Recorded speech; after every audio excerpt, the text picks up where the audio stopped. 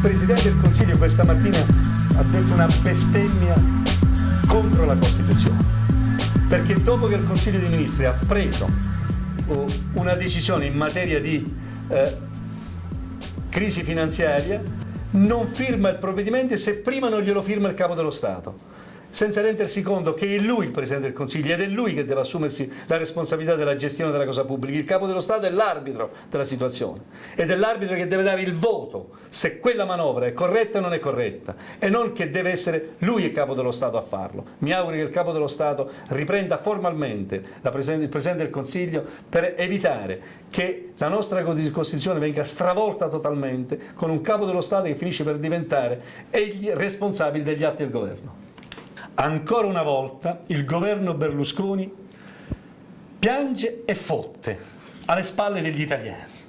Questa manovra economica pesa tutte sulle fasce sociali più deboli, tutte sui territori più poveri.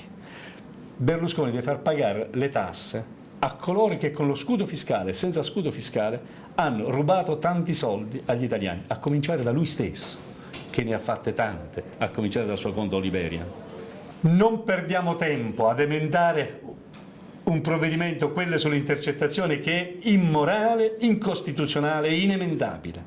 Non si può, nell'era in cui telefonini, internet danno la possibilità ai delinquenti di avere moderne tecnologie per fare i loro crimini, non si può togliere questi strumenti tecnologici ai magistrati per scoprire i reati. Non si può impedire ai giornalisti di far sapere all'opinione pubblica chi sono coloro che ci stanno governando e di farcelo sapere prima, non dopo che hanno governato. Per questo provvedimento non deve trovare spazio né in Parlamento e nemmeno tra i cittadini, e noi raccoglieremo le firme per abrogarlo.